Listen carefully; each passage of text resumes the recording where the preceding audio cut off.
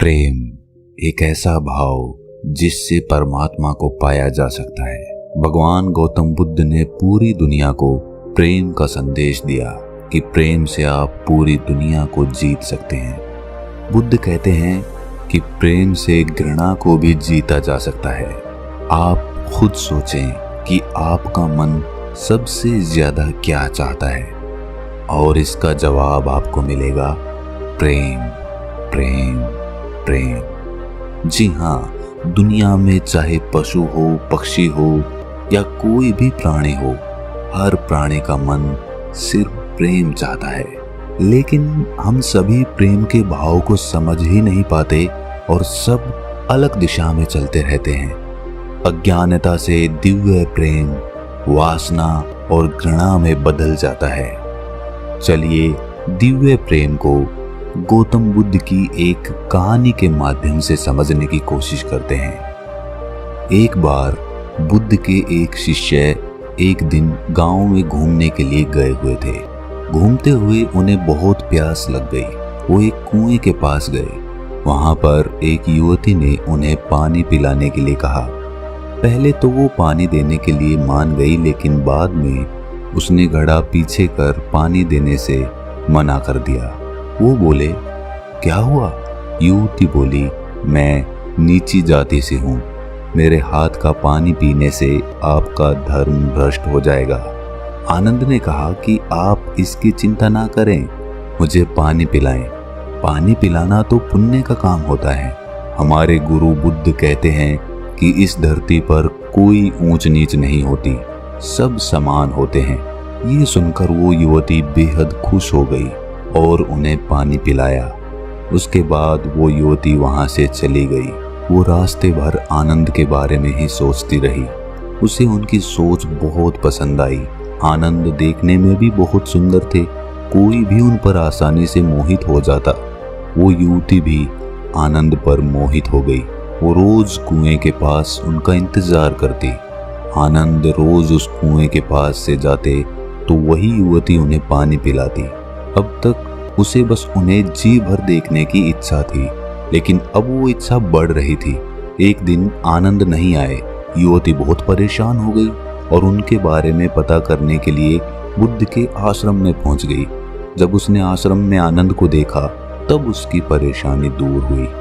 उसने आनंद से कहा कि आज आप घूमने के लिए गांव में नहीं आए। आनंद ने कहा, आज मुझे आश्रम में बहुत काम था। युवती ने कहा, आप जाति का भेदभाव नहीं करते, क्या आप मेरे घर खाने का निमंत्रण स्वीकार करेंगे? आनंद ने कहा, ये तो मैं बुद्ध से पूछकर बताऊंगा। उनकी अनुमति मिल गई तो मैं अवश्य आऊंगा। ये सुनकर युवती खुश हो गई और वहां से चली गई। उसे उस दिन पूरी रात नींद नहीं आई। उसे लगा कि आनंद भी उसे प्रेम करता है, इसीलिए वो उसके घर खाने पर आ रहे हैं। अगले दिन आनंद बुद्ध से अनुमति लेकर उस युवती के घर गए। युवती ने उनके लिए अलग अलग तरह के पकवान बनाए थे। उन्होंने उसे बड़े प्रेम से ग्रहण किया। उसके बाद युवती ने आनंद से कहा, अगर आप ऊंची नीची जाति का भेदभाव नहीं करते हैं तो क्या मैं आपसे अपने मन की बात कर सकती हूँ? आनंद ने कहा, हाँ जरूर बोलो। युवती ने कहा, मैं आपसे प्रेम करने लगी हूँ, आपसे शादी करना चाहती हूँ। क्या आप मुझसे शादी करेंगे?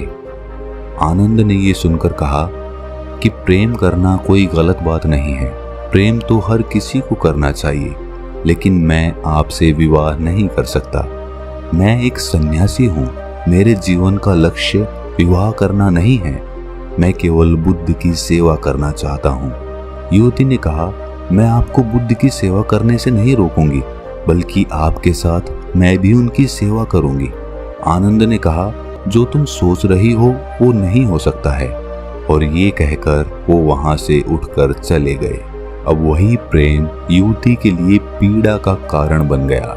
वो हर कीमत पर आनंद को पाना चाहती थी। जब ये बात युवती की माँ को पता चली तो उसने एक उपाय सोचा। उसने अपनी बेटी से कहा, तुम अपनी माँ पर भरोसा रखो, आनंद तुम्हारा ही होगा। तुम उसे फिर से खाने पर बुलाओ। मैं उसके खाने में बेहोशी की दवा मिला दूंगी, उसके बाद तुम उससे गंधर्व विवाह कर लेना। युवती ने कहा, क्या ये सही रहेगा माँ? उसकी माँ ने कहा, प्रेम में सही और गलत नहीं होता। अगले दिन युवती फिर आनंद से मिलने गई और कहा, क्या आप मुझसे नाराज हैं? आनंद ने कहा, नहीं, मैं किसी से नाराज नहीं होता और आपने तो ऐसा कुछ किया भी नहीं कि मैं नाराज हो जाऊं। युवती ने कहा, तो ठीक है, फिर क्या आप दोबारा मेरे घर भोजन करने आएंगे? आनंद ने कहा, मैं बुद्ध से अनुमति लेकर अवश्य आऊंगा। अगले दिन आनंद युवती के यहाँ भोजन पर गए। उसने तरह तरह के भोजन आनंद को परोसे और उसमें एक बेहोशी की दवाई मिला दी। आनंद उसे खाते ही बेहोश हो गए। युवती की माता ने कहा, जाओ अब तुम गंधर्व विवाह कर लो, मुझे ये ठीक नहीं लग रहा माँ। युवती की माँ कहती है, अरे सही गलत सोचोगी तो आनंद कभी नहीं मिलेगा। युवती अंदर गई और तैयार होकर बाहर आई। जैसे ही वो वरमाला लेकर आनंद के पास आई, उतने में ही आनंद की बेहोशी टूट गई और युवती को अपने समीप वरमाला के साथ देखा। युवती भी आनंद को इस तरह देखकर घबरा गई। आनंद ने युवती को खुद से दूर किया और बिना कुछ कहे वहां से उठकर चले गए। युवती कुछ भी नहीं कह पाई। उसने अपनी माँ से कहा कि आपके कारण मुझसे वो दूर हो गए हैं। मैं खुद को पापी समझ रही हूँ। मुझे ऐसा नहीं करना चाहिए था। मैंने बहुत बड़ा पाप कर दिया। अब तक वो मेरे हाथ से पानी तो पीते थे, लेकिन अब तो मेरा चेहरा तक नहीं देखेंगे। वो पूरी रात इसी पीड़ा में रही और सोचती रही, दुख मनाती रही। अगले दिन सुबह होते ही वो बुद्ध के आश्रम में पहुंच गई और बुद्ध से कहा कि मुझसे बहुत बड़ा पाप हो गया है, आप मुझे उस पाप की सजा दें। बुद्ध मुस्कुराकर बोले, मुझे आनंद ने तुम्हारे बारे में बताया, तुमने कोई पाप नहीं किया है, तुमने तो प्रेम किया है। युवती बोली, लेकिन आनंद तो मुझसे प्रेम नहीं करते, अब तो वो मुझसे घृणा करेंगे। बुद्ध ने कहा, आनंद तुमसे घृणा नहीं करता, वो किसी से घृणा नहीं करता, वो तो बस प्रेम करता है और वो तुमसे भी प्रेम करता है, वो सबसे प्रेम करता है। तुमने अभी प्रेम की वास्तविकता को समझा ही नहीं है। जो प्रेम करुणा लाए, आसपास शांति लाए, वही सच्चा और दिव्य प्रेम होता है। ऐसा प्रेम कभी खत्म नहीं होता। इसके विपरीत जो प्रेम क्रोध, लालच, क्रूरता को लेकर आए, स्वतंत्रता का हनन करे, मन में पीड़ा और अशांति लेकर आए, गलत काम कराए, इसे प्रेम नहीं कहते, उसे वासना कहते हैं। आनंद में आज भी शांति है, वो आज भी आनंदित है। वो तुमसे मिलकर पहले जितना खुश था, आज भी उतना ही खुश है। वो तुमसे जितना प्रेम करता था, आज भी उतना ही करता है। उसके मन में कोई पीड़ा नहीं है, वो किसी पाप भाव से ग्रसित भी नहीं है। उसका प्रेम वास्तविक है। इसके विपरीत तुम खुद को देखो, जिसे तुम प्रेम कह रही हो, क्या तुम्हें सच में लगता है कि वो वास्तविक प्रेम है? क्या तुम आनंदित हो? क्या तुम्हारे मन में शांति है? क्या तुम्हारे प्रेम ने तुमसे कोई गलत काम नहीं कराया? पहले तुम कितनी खुश थी, आज देखो तुम कितनी पीड़ा में हो। तब तुम कैसे कह सकती हो कि तुम प्रेम करती हो? वो युवती गौतम बुद्ध के चरणों में गिरकर बोली, मुझे क्षमा कर दें, आप सही कहते हैं, मैं प्रेम को समझ ही नहीं पाई। आप मुझे भी अपने संग में शामिल कर लें, मैं भी वास्तविक प्रेम को जानना चाहती हूँ। दोस्तों, हम सभी प्रेम करते हैं। माता पिता, भाई बहन, पति पत्नी, दोस्त, प्रेमी प्रेमिका, सभी को प्रेम चाहिए। लेकिन क्या हम जिस प्रेम के पीछे भागते हैं उसे समझते भी हैं? वास्तव में जिसे हम प्रेम समझ बैठे हैं वो वासना के अलावा कुछ भी नहीं है। अगर आपका प्रेम आपको स्वार्थ की तरफ धकेल रहा है तो आप समझ जाना कि आप प्रेम नहीं करते। ये आपका कोई निजी स्वार्थ है जिसके कारण आप प्रेम का ढोंग कर रहे हैं।